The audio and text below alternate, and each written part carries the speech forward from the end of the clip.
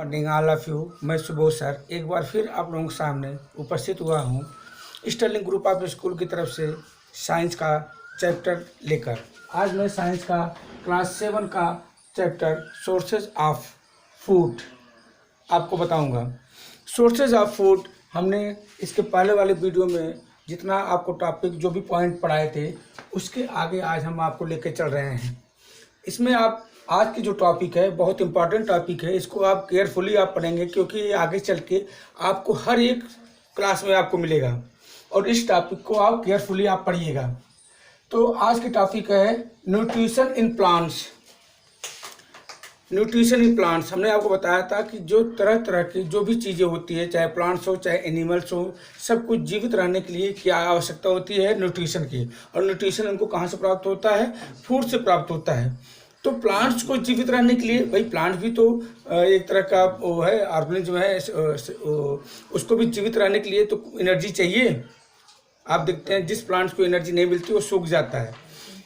केवल प्लांट एक ऐसा है जो ऑटोट्रॉफ है पूरी दुनिया में। कुछ सम ऑर्गेनिज्म भी हैं लेकिन मुख्यतः आपको प्लांट ही माना जाता है। बाकी जितने भी, चाहे वो एनिमल हो, चाहे वो ह्यूमन हो, चाहे एनीथिंग एल्स, सब किस पे डिपेंड होते हैं? सब प्लांट पे डिपेंड हैं। तो सबसे बड़ी चीज़ है कि प्लांट कैसे अपना भोजन बनाते हैं।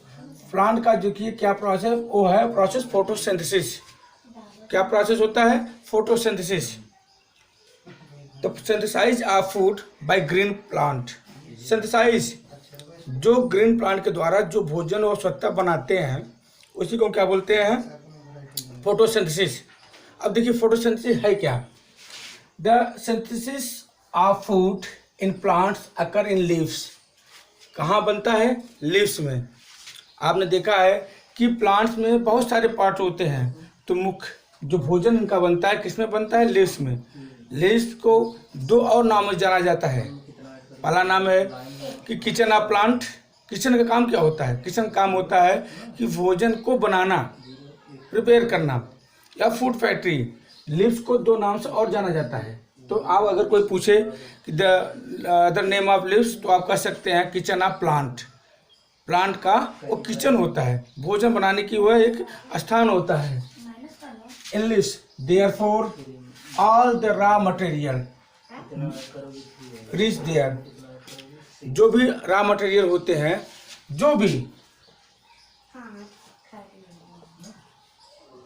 रॉ मटेरियल होते हैं जिसके द्वारा भोजन निर्माण, जैसे हम लोगों का भोजन कैसे निर्माण होता है, जो भी चाहे दाल चावल जो भी चीज़ें होती है हम ले जाते हैं किचन में, वहाँ पकाते हैं। पकाने के बाद फिर वो खाने के लिए तैयार होता है। वैसे ही इनका जो रॉ मटेरियल है कहाँ पहुँचता है? लीव्स में। लीव्स में पहुँचने के बाद फिर इनका खाना वहाँ बनता है और बनने के बाद all part of the body, जितने भी इसके पार्ट होते हैं जिसको जितना आवश्यकता होती है उसको वहाँ ये पहुँचाता है। 10 leaves are called food factory. हमने आपको पहले ही बताया है कि लीव्स को क्या बोला जाता है? किचन ऑफ प्लांट या food factory. The leaves of green plants have green pigment. इनके पास क्या होता है? ग्रीन पिगमेंट होता है, जिसको हम क्या बोलते हैं? क्लोरोफिल। क्लोरोफिल का काम क्या होता है? उस सनलाइट को ट्रैप करता है, सनलाइट को एब्जॉर्ब करता है। आप देखेंगे जब मैं इसको रिएक्शन आपको बताऊंगा तो रिएक्शन में आप देखेंगे कि जो इनका भोजन बनने का प्रोसेस होता है केवल दिन में ही होता है। केवल दिन में ही होता है, रात नहीं होता। क्योंकि भोजन बनने के लिए सबसे बड़ी चीज़ क्या होती है कि इनको सनलाइट चाहिए, सनलाइट की आवश्यकता होती है। तो सनलाइट जो बनता है भोजन, तो कौन एब्जॉर्ब करता है? क्लोरोफिल एब्जॉर्ब करता है। In some plants this green plant में also be present in the stem. बहुत सारे प्लांटों में तो लीव्स में होते हैं लेकिन स्टेम में भी होते हैं और इसके और भागों में होते हैं।